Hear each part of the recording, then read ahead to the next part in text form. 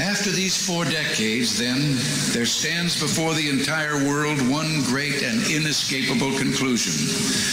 Freedom leads to prosperity. Freedom replaces the ancient hatreds among nations with comity and peace. Freedom is the victor.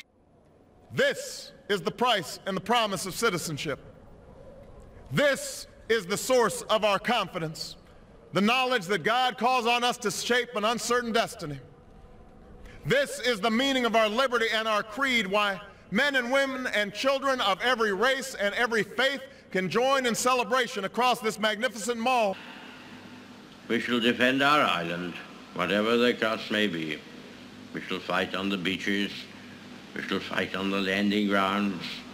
We shall fight in the fields and in the streets. We shall fight in the hills. We shall never surrender.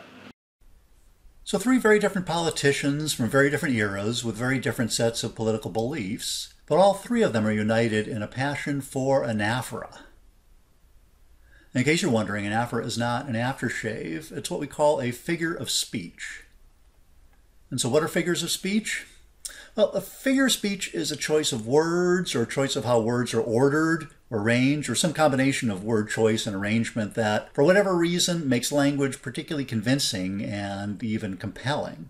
You're probably already familiar with some figures of speech from whenever you learned about poetry in elementary or middle school. For example, one very popular figure of speech is the metaphor, which makes a comparison between 2 things by saying one thing is another. A very famous political use of metaphor, former President Ronald Reagan described America as, quote, a shining city upon a hill. Okay, now when he said that, he wasn't talking literally, right? He didn't mean that the entire USA was a city and it was sitting on a single hill all shiny. Rather, he's using the comparison of the country to a vivid image, one with religious overtones, to make a point about America's significance. Metaphor actually has a skinnier cousin called simile, which also compares 2 things, but draws your attention to the comparison by using the word like or as. Interestingly, that directness actually diminishes the power of this figure of speech, which is why it tends to be used in lighter situations, like when Winston Churchill said about one of his French colleagues that, quote, he had a face like a llama surprised in the bath. Another device you're probably familiar with is alliteration, which involves having several words appear close together that begin with the same sound.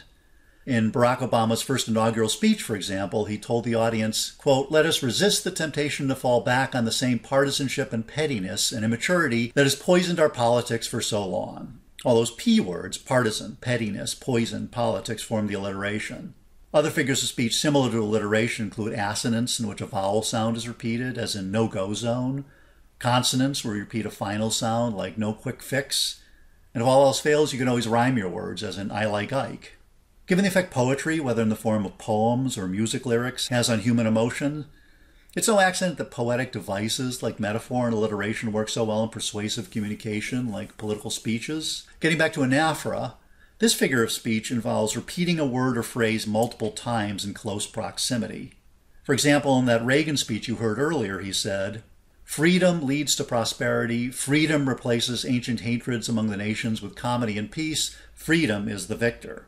Repeating freedom multiple times for effect is an example of Reagan's use of anaphora. Now, unlike metaphors and alliteration, which work equally well when either written or spoken, figures of speech like anaphora tend to work best when said aloud. For instance, if you read this Obama quote, the use of all those thises seems a little awkward, but as you heard when you listened to a recording of the original speech earlier, what seems odd on the printed page really makes the spoken version of these same words come to life.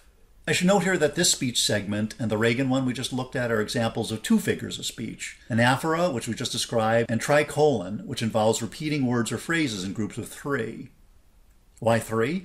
Well, for some reason the human mind is attracted to things that come in threes. It may be because we're pattern-seeking creatures and that 3 is a threshold for establishing a pattern.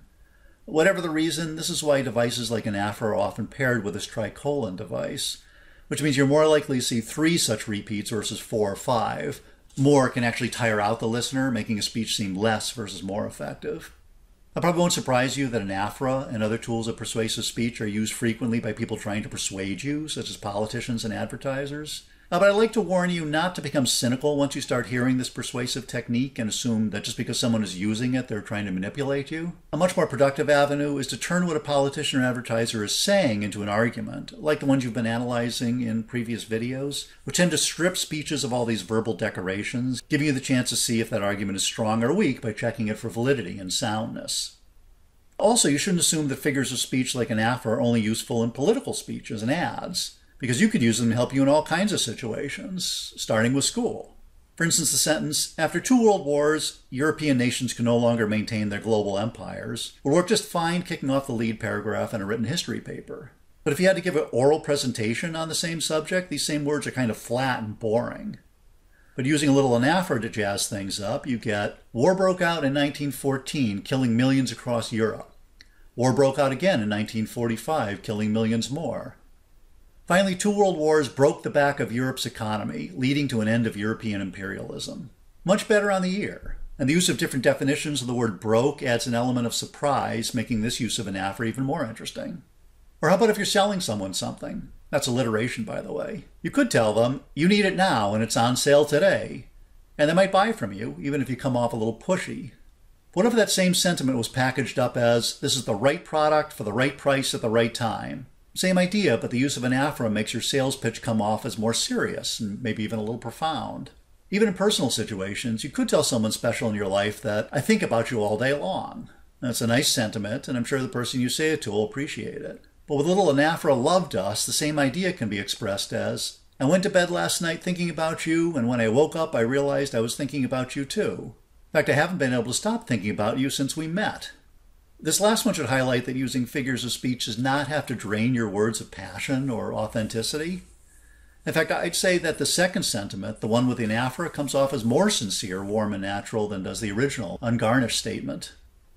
Finally, before leaving this topic, I wanted to dispel another misperception frequently thrown around by people who think that figures of speech, also called rhetoric, which is sometimes dismissed as mere rhetoric, is a distraction designed to confuse people into thinking weak arguments are actually strong ones. But contrary to that belief, no amount of rhetoric can turn a bad argument into a good one. The best these kinds of language tools might be able to accomplish is distract people from how bad your argument really is. But if your argument stinks, no amount of anaphora or any other persuasive language will turn it into a good one.